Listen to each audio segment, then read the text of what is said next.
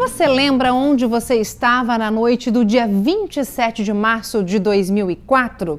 Eu me lembro muito bem desse dia, não esqueço. Eu estava inclusive num evento, tive que sair desse evento porque faltou energia elétrica. E nesse dia faltou energia porque um fenômeno nunca visto antes em Santa Catarina deixou o estado em alerta. O furacão Catarina, que passava pelo sul do estado nesse dia e causou sérios danos na região. Momentos que quem viveu não esquece.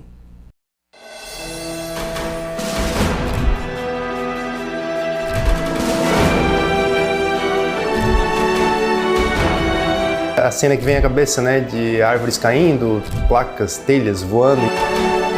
Tinha só 400 quilômetros de tamanho.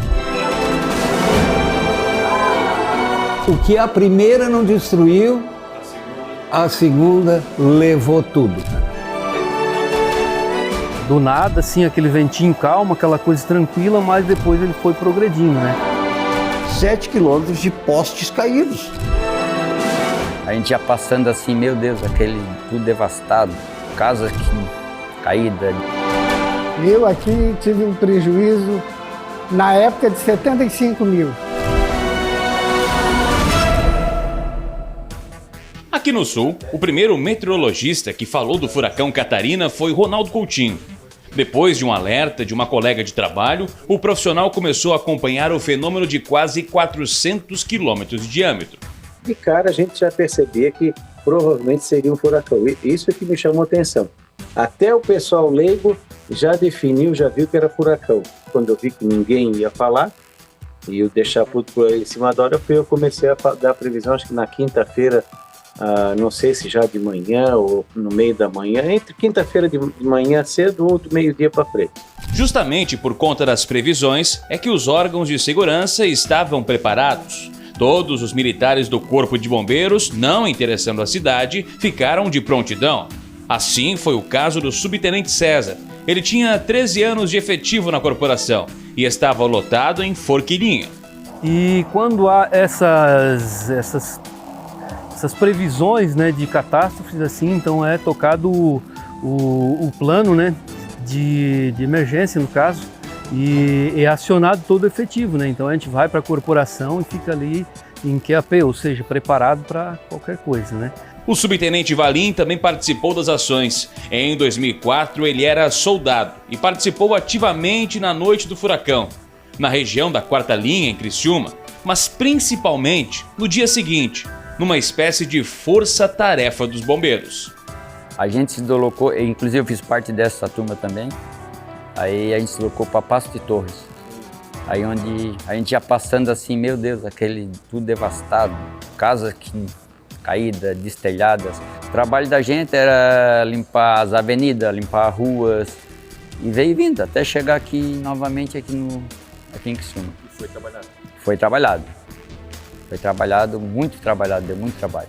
Hoje, o tenente-coronel Henrique Piovesan é comandante do 4º Batalhão do Corpo de Bombeiros, mas na época era soldado. O furacão foi uma espécie de prova de fogo. Ele lembra bem da longa noite. Inclusive, contou com o pai como colega de trabalho. Eu recordo que na época nós tínhamos...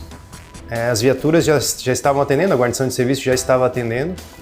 E aí eu e meu pai fomos juntos nas ocorrências e nós tripulamos aí uma viatura da Polícia Civil que também veio em apoio. Foram 850 milhões de reais em prejuízos. O seu Valdir foi um dos atingidos. Ele viu o seu sonho e sustento ruir. As lembranças daquela noite vão se misturando com o trabalho nos dias atuais. Afinal, são mais de 45 anos no comando de uma pousada e restaurante em Balneário Gaivota. Eu aqui tive um prejuízo na época de 75 mil. Na época. Hoje seria bem mais. Eu perdi todo o telhado, isso aqui ficou praticamente tudo devastado.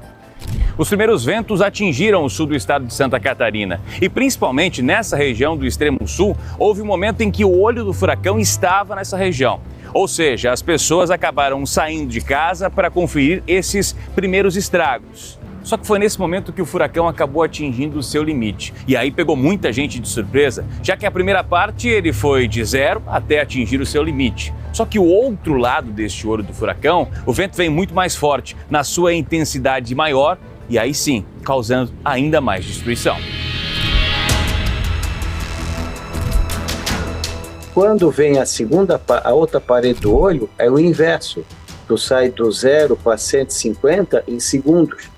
Boa parte das imagens dos estragos do furacão que você está vendo ao longo da matéria foi registrada pelo Jacques. Ele saiu de casa na manhã após o fenômeno e encontrou Sombrio e Balneário Gaivota destruídos.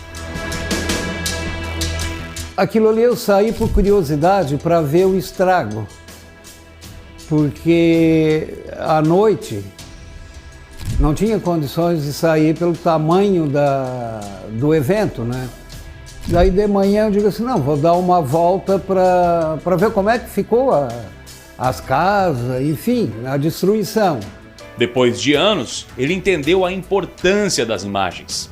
Aquela imagem, aquela filmagem que eu fiz, hoje eu vejo que ela é importante, porque mostrou o que foi o Catarina na nossa região. O município de Balneário Gaivota para atender justamente essas pessoas mais carentes, né? Pessoas mais carentes que estão realmente necessitando de água para beber, já que não tem condições de comprar água. O nosso outro personagem também aparece no vídeo do Jacques. Ou melhor, ele fala. André Amorim é comunicador e, assim como todas as rádios da região, teve um papel fundamental para repassar informações e atualizar lá a situação em 2004. A falta de energia, somada a pouca tecnologia na época, deixava a população ainda mais apreensiva. Aí eu vi a importância da comunicação, da rádio, né, dentro desse contexto dessa tragédia, porque as pessoas queriam saber o que estava acontecendo, quando é que ia voltar a luz. Até assim, vai ter aula hoje, sabe, até isso eu me lembro, energia elétrica, os mercados, tem alguma coisa aberta, dá para ir para Porto Alegre, dá para ir para Florianópolis. Foram dias, meses e anos para reconstruir.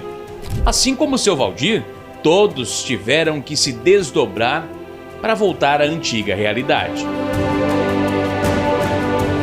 Tive que fazer empréstimo e depois aos poucos a gente foi ajeitando, graças a Deus, hoje está reconstruído, está como nós gostaríamos que fosse. Mas no momento, olha, era de desespero. Desespero porque estava tudo quebrado. São marcas deixadas pelo furacão, daquela noite que mesmo depois de 20 anos ainda está presente na memória.